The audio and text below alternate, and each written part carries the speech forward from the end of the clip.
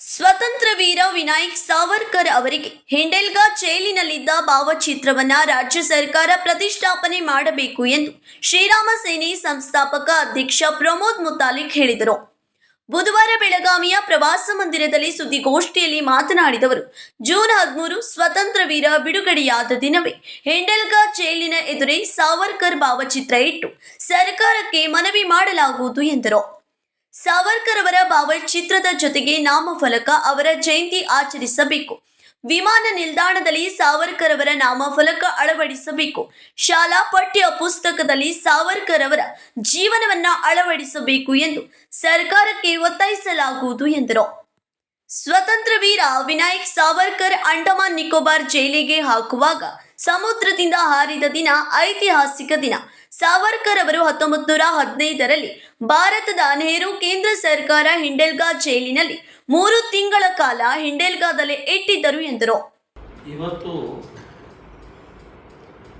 ಒಂದು ಶುಭ ದಿನ ಇದು. ಸ್ವಾತಂತ್ರ್ಯ ವೀರ ವಿನಾಯಕ್ ದಾಮೋದರ್ ಸಾವರ್ಕರ್ ಇವರನ್ನ ಅಂಡಮಾನಿಗೆ ತಗೊಂಡು ಹೋಗ್ಬೇಕಾದ್ರೆ, ಜೈಲಿಗೆ ತಗೊಂಡು ಹೋಗ್ಬೇಕಾದ್ರೆ ಹಡಗಿನಲ್ಲಿ ಅವರು ಸಮುದ್ರದಿಂದ ಅವರು ಅಲ್ಲಿಂದ ಪರಾರಿಯಾಗುವಂತಹ ಪ್ರಯತ್ನವನ್ನ ಮಾಡ್ತಾರೆ. ಆ ದಿನಾಂಕ ಇವತ್ತು 116ನೇ ವರ್ಷ. ಇವತ್ತು ಅಂದರೆ 8 ಜುಲೈ ಇವತ್ತೇ ಅವರು ಆ ಸಮುದ್ರದಿಂದ ಹಾರಿದಂತಹ ದಿನ. ಇನ್ನು ಸ್ವಾತಂತ್ರ್ಯ ವೀರ ಸಾವರ್ಕರ್ ಬೆಳಗಾವಿಯ ಹಿಂಡೆಲ್ಗಾ ಕೇಂದ್ರ ಕಾರಾಗೃಹದಲ್ಲಿ 3 ತಿಂಗಳು ಇರ್ತಾರೆ. 1915 ಅವರನ್ನ ಕರ್ನಾಟಕ ಸರ್ಕಾರ, ಅಂದರೆ ಭಾರತ ಸರ್ಕಾರ, ನೆಹರು ಅವರು ಕಾಂಗ್ರೆಸ್ ಸರ್ಕಾರ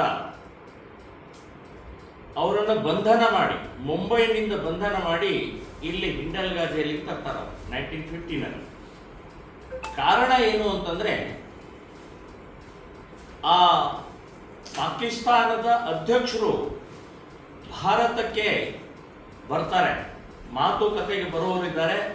ಇವರೇನಾದರೂ ಬ್ಲ್ಯಾಕ್ ಫ್ಲಾಗ್ ತೋರಿಸ್ಬೋದು, ಪ್ರತಿಭಟನೆ ಮಾಡಬಹುದು ಅನ್ನುವಂಥ ಹಿನ್ನೆಲೆಯಲ್ಲಿ ಪ್ರಿವೆಂಟಿವ್ ಆಗಿ ಅವರನ್ನು ಅರೆಸ್ಟ್ ಮಾಡಿ ಇಲ್ಲಿ 3 ತಿಂಗಳು ಇಡ್ತಾರೆ. ಇದೊಂದು ಅತ್ಯಂತ ಖಂಡನೀಯವಾದ, ಅನಾವಶ್ಯಕವಾದ. ಕಾಂಗ್ರೆಸ್ ಸರ್ಕಾರ ಯಾವಾಗಲೂ ಕ್ರಾಂತಿಕಾರಿಗಳ ಪರವಾಗಿ ನಿಂತ್ಕೊಂಡಿಲ್ಲ. ಅದು ಸ್ವಾತಂತ್ರ್ಯ ವೀರ ಸಾವರ್ಕರ್ ಇರ್ಬೋದು, ಭಗತ್ ಸಿಂಗ್ ಇರ್ಬೋದು, ಚಂದ್ರಶೇಖರ್ ಆಜಾದ್ ಇರ್ಬೋದು, ಇನ್ನು ಸರ್ದಾರ್ ವಲ್ಲಭಭಾಯಿ ಪಟೇಲರು ಕೂಡ ಇರ್ಬೋದು. ಅವರನ್ನು ಕೂಡ ವ್ಯವಸ್ಥಿತವಾಗಿ ಪಕ್ಕಕ್ಕೆ ತಳ್ತಾರೆ. ಹೀಗೆ ಇವರಿಗೆ ಶಾಂತಿ ಪ್ರಿಯರ ಹೆಸರಿನಲ್ಲಿ ವೋಟ್ ಬ್ಯಾಂಕ್ ನಿರ್ಮಾಣ ಮಾಡೋಗೋಸ್ಕರ ತಮ್ಮದೇ ಆದಂಥ ವ್ಯಕ್ತಿಗಳನ್ನು ಪ್ರೊಜೆಕ್ಟ್ ಮಾಡ್ತಾ ಬಂದರು.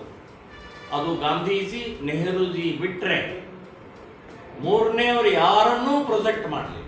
ಯಾರನ್ನೂ ಇತಿಹಾಸದ ಪುಟಗಳಲ್ಲಿ ಅವರನ್ನು ದಾಖಲೆ ಕೂಡ ಮಾಡಲಿಲ್ಲ. ಸುಭಾಷ್ ಚಂದ್ರ ಬೋಸ್ ಅವರ ಹೆಸರು ಕೂಡ ಎಲ್ಲೂ ಉಲ್ಲೇಖ ಮಾಡಿಲ್ಲ, ಪಠ್ಯಪುಸ್ತಕದಲ್ಲಿಲ್ಲ, ಇತಿಹಾಸದಲ್ಲೂ ಕೂಡ ಇಲ್ಲ.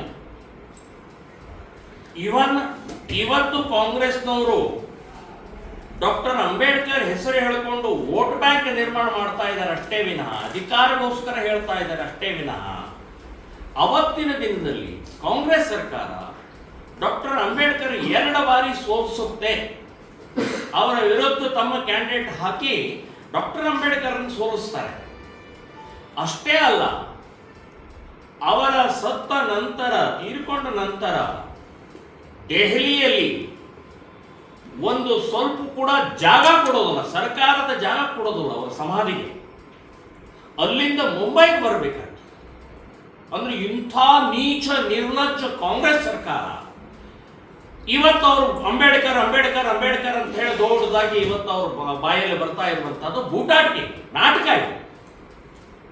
ಸೊ ಈ ರೀತಿಯ ಯಾರು ದೇಶಕ್ಕೋಸ್ಕರ ತ್ಯಾಗ ಬಲಿದಾನ ಸಮರ್ಪಿತ ಇಡೀ ಜೀವನವನ್ನೇ ತ್ಯಾಗ ಮಾಡಿದಂಥವರು ಸಾಕಷ್ಟು ಜನ ಇದ್ದಾರೆ.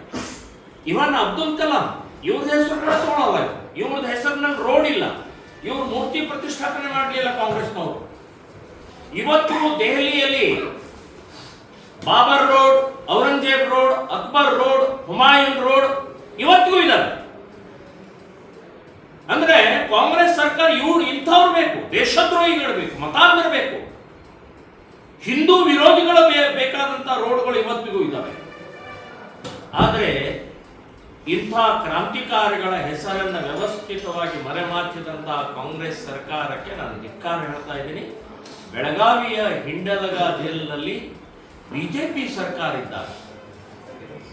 ಬಿಜೆಪಿ ಸರ್ಕಾರ 1922ರಲ್ಲಿ ಇಲ್ಲಿಯ ಬೆಳಗಾವಿ ಅಧಿವೇಶನದ ಸಮಯದಲ್ಲಿ ಅವತ್ತಿನ ಗೃಹ ಮಂತ್ರಿ ಸನ್ಮಾನ್ಯ ಶ್ರೀ ಅರಗ ಜ್ಞಾನೇಂದ್ರ ಅವರು ಮತ್ತು ರವಿಕುಮಾರ್ ಅನ್ನುವಂಥ ಒಬ್ಬರು MLC ಅವರು, ತಿಪ್ಟೂರಿನ MLA ಅವರು ಮತ್ತು ಇಲ್ಲಿ ಲೋಕಲ್ ಕಾರ್ಯಕರ್ತರು ಸೇರಿ ಡಾಕ್ಟರ್ ಸೋನಾಲಿ ಸರ್ನೋಬತ್ ಅವರು ಕೂಡ ಇದ್ರು. ಅವ್ರ ಜೊತೆಗೆ ಒಳಗಡೆ ಹೋಗಿ, ಅಂದ್ರೆ ಹಿಂಡಲ್ಗ ಜೈಲು ಒಳಗಡೆ ಹೋಗಿ ಎಲ್ಲಿ ಸಾವರ್ಕರನ್ನ ಬಂಧನ ಮಾಡಿ ಯಾವ ರೂಮ್ನಲ್ಲಿ ಇಟ್ಟಿದ್ರೋ ಆ ರೂಮ್ನಲ್ಲಿ ಹೋಗಿ ಫೋಟೋ ಇಟ್ಟು ಪೂಜೆ ಮಾಡಿ ಒಂದು ಹೊರಗಡೆಗೆ ಪ್ರೆಸ್ ಮೀಟ್ ಮಾಡ್ತಾರೆ, ದಾಖಲೆ ಇದೆ. ಸೊ ಆದರೆ ಈ ಕಾಂಗ್ರೆಸ್ ಸರ್ಕಾರ ಬಂದ ತಕ್ಷಣ ಮತ್ತೆ ಅದಕ್ಕೆ ಆ ಫೋಟೋಗಳನ್ನ ದಾಖಲೆಗಳನ್ನ ಎಲ್ಲ ತೆಗೆದು ಹಾಕಿದ್ದಾರೆ. ನಾನು ಒಂದು ವಾರದ ಹಿಂದೆ ಸುಪ್ರೀಂಟೆಂಡೆಂಟ್ ಕಡೆ ಹೋಗಿ ಮನವಿ ಕೊಟ್ಟಿದ್ದೆ, ನಮಗೆ ಒಳಗಡೆಗೆ ಫೋಟೋ ಇಡಕ್ಕೆ ಪೂಜೆ ಮಾಡೋಕ್ಕೆ ಅವಕಾಶ ಮಾಡಿಕೊಡ್ಬೇಕು ಅಂತೇಳಿ. ಅವರು ಒಪ್ಪಲಿಲ್ಲ. ನಮಗೆ ಅದು ನನ್ನ ಕಡೆ ಅನುಮತಿ ಕೊಡೋಕೆ ನನ್ನ ಕಡೆ ಇಲ್ಲ, ನಾನು ಮೇಲ್ಗಡೆ ಕಳಿಸ್ತೀನಿ, ಅವ್ರು ಕೊಟ್ಟರೆ ಮಾಡಿ ಅಂತ ಹೇಳುವಂಥ ಪ್ರಕ್ರಿಯೆ ಮಾಡಿದ್ದಾರೆ. ಇವತ್ತು ನಾನು ಹೇಳೋದು ನಮ್ಮ ಬೇಡಿಕೆಗಳು, ಇಂಥ ಮಹಾಪುರುಷರು ಇಡೀ ಜೀವನವನ್ನೇ ತ್ಯಾಗ ಮಾಡಿದಂಥ, ಇಡೀ ಮನೆತನವನ್ನೇ ಉದ್ಧ್ವಸ್ತ ಮಾಡಿದಂಥ, ದೇಶಕ್ಕಾಗಿ ಧರ್ಮಕ್ಕಾಗಿ ಹಿಂದೂಗಳಿಗೋಸ್ಕರ. ಸೊ ಅಂಥ ಮಹಾಪುರುಷನ 3 ತಿಂಗಳ ಜೈಲಿನಲ್ಲಿದ್ದಂಥ ಅನಾಥವಾಗಿ ಅಲ್ಲಿ ಏನೂ ಕುರು ಇಲ್ಲ, ಗೊತ್ತೂ ಇಲ್ಲ, ಫಲಕೆ ಇಲ್ಲ, ಮೂರ್ತಿ ಇಲ್ಲ ಅಂತಂದರೆ ಇದನ್ನು ನಾವು ಒಪ್ಪಲ್ಲ. ನಾವು ದೇಶಭಕ್ತರಾದಂಥವರು, ನಾವು ಸಾವರ್ಕರ್ ಭಕ್ತರಾದಂಥವರು. ಸೊ ಇಂಥ ಬೆಳಗಾವಿಯಂತಹ ಸಿಟಿಯಲ್ಲಿ ಕಾರಾಗೃಹದಲ್ಲಿ 3 ತಿಂಗಳಿದ್ದಂಥ ಆ ಮಹಾಪುರುಷರ ಭಾವಚಿತ್ರವನ್ನು, ಮೂರ್ತಿಯನ್ನು ಪ್ರತಿಷ್ಠಾಪನೆ ಮಾಡಬೇಕು ಅಂತನ್ನುವಂಥದ್ದು ನಾನು ಸರ್ಕಾರಕ್ಕೆ ಆಗ್ರಹವನ್ನು ಮಾಡ್ತಾ ಇದ್ದೀನಿ. ನಾವೊಂದು 5 ಬೇಡಿಕೆಗಳನ್ನು ಇಟ್ಟಿದ್ದೀವಿ. ಸೊ 5 ಬೇಡಿಕೆಗಳನ್ನು ಸರ್ಕಾರಕ್ಕೆ ಒಪ್ಪಿಸೋ ದೃಷ್ಟಿಯಿಂದ ನಾವು ಯೋಚನೆಯನ್ನು ಮಾಡಿದ್ದೀವಿ. 13ನೇ ತಾರೀಕು ಇದೇ ತಿಂಗಳು 13 ಅಂದರೆ ಅವತ್ತೇ ಸ್ವಾತಂತ್ರ್ಯ ವೀರ ಸಾವರ್ಕರ್ ಅವರು ಬಿಡುಗಡೆ ಆಗುತ್ತೆ. 1950 ಜುಲೈ 13 ಅವತ್ತು ಬಿಡುಗಡೆ ಆಗುತ್ತೆ. ಬಿಡುಗಡೆಯ ದಿನಾನೇ ನಾವು ಆ ಜೈಲ್ ಎದುರುಗಡೆಗೆ ಸಾವರ್ಕರ್ ಅವರ ಒಂದು ಭಾವಚಿತ್ರ ಫೋಟೋ ಇಟ್ಟು ಪೂಜೆ ಮಾಡಿ ನಮ್ಮ ಬೇಡಿಕೆಗಳನ್ನು ಸರ್ಕಾರಕ್ಕೆ ಸಲ್ಲಿಸುವಂಥದ್ದು ನಿರ್ಧಾರ ಮಾಡಿದ್ದೀವಿ. ಸೊ ಈ ಕಾರ್ಯಕ್ರಮಕ್ಕೆ ಎನ್ ರವಿಕುಮಾರ್ MLC ಅವರು ಬೆಂಗಳೂರಿನಿಂದ ಬರ್ತಾ ಇದ್ದಾರೆ. ಡಾಕ್ಟರ್ ಹರ್ಷ ಅಂತೇಳಿ ನಿಮಗೆಲ್ಲ ಲಿಸ್ಟ್ ಕೊಡ್ತೀನಿ, ಒಂದು ಕಾಪಿ ಎಲ್ಲರಿಗೂ ಕೊಡ್ತೀವಿ. ಸೊ ಡಾಕ್ಟರ್ ಹರ್ಷ ಅಂತ ಹೇಳಿ ಸಾವರ್ಕರ್ ಸಾಹಿತ್ಯ ಟ್ರಸ್ಟಿ ಇದ್ದಾರೆ, ಅವರು ಬೆಂಗಳೂರಿನಿಂದ ಬರ್ತಾ ಇದ್ದಾರೆ. ಅದಲ್ಲದೆ ಇಲ್ಲಿಯ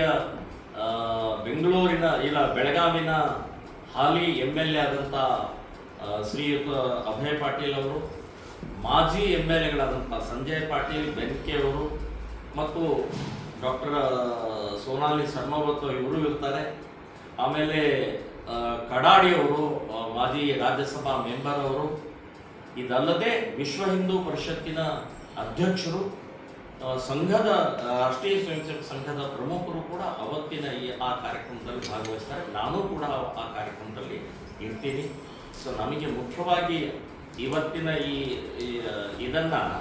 ಇವತ್ತು ದಾಖಲೆ ಇಲ್ಲ, ಫೋಟೋ ಇಲ್ಲ, ಅಲ್ಲಿ ಮೂರ್ತಿ ಇಲ್ಲ ಅಂತನ್ನುವಂಥ ಏನು ಒಂದು ಇವತ್ತು ಉಡಾಫೆ ಮಾತನಾಡುವಂತಹ ಸರ್ಕಾರಗಳು ನಿಮಗೆ ಕ್ರಾಂತಿಕಾರಿಗಳು, ದೇಶಭಕ್ತರು, ಭಗತ್ ಸಿಂಗ್ ಆಗಲಿ ಇಂಥವ್ರು ಮಹಾನ್ ವ್ಯಕ್ತಿಗಳ ಸ್ಮರಣೆ ಇವತ್ತಿನ ಪೀಳಿಗೆ, ಇವತ್ತಿನ ನಾಗರಿಕರಿಗೆ, ಇವತ್ತಿನ ಸಮಾಜಕ್ಕೆ ಗೊತ್ತಾಗುವ ದೃಷ್ಟಿಯಿಂದ ಇದು ಅವಶ್ಯಕವಾಗಿದೆ, ಬೇಕಾಗಿದೆ. ಬರೀ ಬೂಟಾಟಿಕೆ ಮಾಡಿಕೊಂಡು ನೀವು ಯಾರ್ದೋ ಹೆಸರು ಹೇಳಿಕೊಂಡು ಇವತ್ತು ಯಾಕೂಬ್ ಮೆಮನ್ ಒಬ್ಬ ಭಯೋತ್ಪಾದಕ, ಅಫ್ಜಲ್ ಗುರು ಒಬ್ಬ ಭಯೋತ್ಪಾದಕ, ಅವನ ಪರವಾಗಿ ಕಾಂಗ್ರೆಸ್ಸಿನಿಂದ ಹೋರಾಟವನ್ನು ಮಾಡ್ತಾರೆ, ಸಹಿ ಸಂಗ್ರಹಣೆ ಮಾಡ್ತಾರೆ, ಅವ್ರ ಗಲ್ಲಿಗೇರಿಸಬಾರ್ದು ಅಂತ ಮಾಡ್ತಾರೆ. ರಾತ್ರಿ 3 ಗಂಟೆಗೆ ಕೋರ್ಟನ್ನು ಓಪನ್ ಮಾಡಿಸ್ತಾರೆ. ಯಾರ ಸಲುವಾಗಿ? ಭಯೋತ್ಪಾದಕರ ಸಲುವಾಗಿ, ದೇಶದ್ರೋಹಿಗಳ ಪರವಾಗಿ. ಇವತ್ತು ಟಿಪ್ಪು ಸುಲ್ತಾನನ್ನ ಮೆರೆಸ್ತಾರೆ. ಟಿಪ್ಪು ಸುಲ್ತಾನ್ ಒಬ್ಬ ಮತಾಂಧ, ದೇವಸ್ಥಾನಗಳನ್ನು, ಸಾವಿರಾರು ದೇವಸ್ಥಾನಗಳನ್ನು ಒಡೆದಂತ ಅವರು ಧೂರ್ತ, ಕನ್ನಡ ದ್ರೋಹಿ, ಕನ್ನಡವನ್ನು ವಿರೋಧಿ ಮಾಡಿ ಪರ್ಷಿಯನ್ ಭಾಷೆಯನ್ನು ಹೇರಿದಂತ ವ್ಯಕ್ತಿ. ಸೊ ಇಂಥವರನ್ನ ಮೆರೆಸ್ತಾರೆ. ಇಂಥವರ ದಿನಾಚರಣೆಯನ್ನ ಜಯಂತಿಯನ್ನು ಆಚರಣೆ ಮಾಡುವಂತ ಕಾಂಗ್ರೆಸ್ ಸರ್ಕಾರ, ನಾನು ಹೇಳೋದು ಸಾವರ್ಕರ್ ಅಂತ ತ್ಯಾಗೀಯ ವ್ಯಕ್ತಿಯ ಒಂದು ಮೂರ್ತಿಯ ಪ್ರತಿಷ್ಠಾಪನೆ ಆಗಬೇಕು. ಒಂದು. ಎರಡನೇದು, ಅಲ್ಲಿ ಫಲಕ ಅಂದರೆ ಒಳಗಡೆ ಮತ್ತು ಹೊರಗಡೆಗೆ ಭಾವಚಿತ್ರದ ಜೊತೆಗೆ ಫಲಕ ಇರಬೇಕು, ಬೋರ್ಡ್ ಇರಬೇಕು. ಮೂರನೇದು, ಅವರ ಜಯಂತಿ ಮತ್ತು ಪುಣ್ಯತಿಥಿ ಆಚರಣೆ ಮಾಡಬೇಕು. ನಾಲ್ಕನೇದು, ಈ ಬಸ್ ಸ್ಟ್ಯಾಂಡು, ರೈಲ್ವೆ ಸ್ಟೇಷನು ಮತ್ತು ವಿಮಾನ ನಿಲ್ದಾಣ ಅಲ್ಲಿ ಭಾವಚಿತ್ರದ ಜೊತೆಗೆ ಒಂದು ಫಲಕ ಹಾಕಬೇಕು. ಐದನೇದು, ಪಠ್ಯ ಪುಸ್ತಕದಲ್ಲಿ ಬೆಳಗಾವಿ ಜಿಲ್ಲೆಯ ಹಿಂಡಲಗ ಕೇಂದ್ರ ಕಾರಾಗೃಹದಲ್ಲಿ ಇದ್ರು ಅನ್ನೋದಕ್ಕೆ ಒಂದು ಪಠ್ಯವನ್ನು ಕೂಡ ಪಠ್ಯದಲ್ಲಿ ಸೇರಿಸಬೇಕು. ಈಗ 5 ನಾವು ಬೇಡಿಕೆಗಳನ್ನು ಇಟ್ಟು ಇದನ್ನು ಯೋಚನೆ ಮಾಡಿದ್ದೀವಿ. 13ನೇ ತಾರೀಕು ಒಂದು ಕಾರ್ಯಕ್ರಮ, ಇಡೀ ರಾಜ್ಯಾದ್ಯಂತ 13ರಂದು ಎಲ್ಲ ಜಿಲ್ಲಾ ಕೇಂದ್ರಗಳಲ್ಲಿ ಸಾವರ್ಕರ್ ಭಕ್ತ ಮಂಡಳಿ, ಸಾವರ್ಕರ್ ಅಭಿಮಾನಿ ಬಳಗದವರು ಎಲ್ಲರೂ ಸೇರಿ, ಒಟ್ಟಿಗೆ ಸೇರಿ, ಎಲ್ಲ ಹಿಂದೂಗಳು ಸೇರಿ ಜಿಲ್ಲಾಧಿಕಾರಿಗಳ ಮೂಲಕ ಮುಖ್ಯಮಂತ್ರಿಗೆ ಒಂದು ಮನವಿಯನ್ನು ಅವತ್ತೇ ಸಲ್ಲಿಸ್ತೀವಿ. ಇಲ್ಲಿ ಅವತ್ತೇ ಒಂದು ಪೂಜಾ ಕಾರ್ಯಕ್ರಮ ಜೈಲು ಎದುರುಗಡೆಗೆ. ಅದರ ಜೊತೆಗೆ ಈ 13ರ ನಂತರ ನಾವು ಆಗಸ್ಟ್ ಮೊದಲನೇ ವಾರದಲ್ಲಿ ಸನ್ಮಾನ್ಯ ಮುಖ್ಯಮಂತ್ರಿಯವರಿಗೆ ಇಡೀ ರಾಜ್ಯದ ಒಂದು 100 ಜನ ಪ್ರಮುಖರು ಹೋಗಿ ಭೇಟಿಯಾಗಿ ಇದೇ ಮನವಿಗಳನ್ನು ನಾವು ಸಲ್ಲಿಸುವಂತ ನಿರ್ಧಾರ ಮಾಡಿದ್ದೀವಿ. ಕಾಂಗ್ರೆಸ್ ಸರ್ಕಾರ ಕ್ರಾಂತಿಕಾರಿಗಳೊಂದಿಗೆ ನಿಂತಿಲ್ಲ. ಸರ್ದಾರ್ ವಲ್ಲಭಾಯಿ ಪಟೇಲ್, ಸಾವರ್ಕರ್, ಶಾಂತಿಯ ಹೆಸರಿನಲ್ಲಿ ಗಾಂಧೀಜಿ ಅವರನ್ನ ಬಿಟ್ಟರೆ ಯಾರನ್ನು ಮುಂದೆ ತಂದಿರಲಿಲ್ಲ. ಅಂದಿನ ದಿನದಲ್ಲಿ ಕಾಂಗ್ರೆಸ್ ಸರ್ಕಾರ ಡಾಕ್ಟರ್ ಅಂಬೇಡ್ಕರ್ ಅವರನ್ನ ಸೋಲಿಸುತ್ತಾರೆ. ಅವರು ಮೃತಪಟ್ಟ ಬಳಿಕ ದೆಹಲಿಯಲ್ಲಿ ಅವರ ಅಂತ್ಯಕ್ರಿಯೆಗೆ ಜಾಗ ಕೊಡಲೇ ಇಲ್ಲ. ಈಗ ಅಂಬೇಡ್ಕರ್ ಹೆಸರಿನಲ್ಲಿ ರಾಜಕೀಯ ಮಾಡುತ್ತಿದ್ದಾರೆ ಎಂದು ಹರಿಹಾಯ್ದರು. ವೆಂಕಟೇಶ್ ಶಿಂದೆ, ವಿನಾಯಕ್ ಅಂಬ್ರೋಳಿ, ಬಾಳು ಪವಾರ್, ಡಾಕ್ಟರ್ ಸೋನಾಲಿ ಸರ್ನೋಬತ್ ಸೇರಿದಂತೆ ಇನ್ನಿತರರು ಉಪಸ್ಥಿತರಿದ್ದರು. Vinod Kolkar, KMM Kannada news, Belagavi.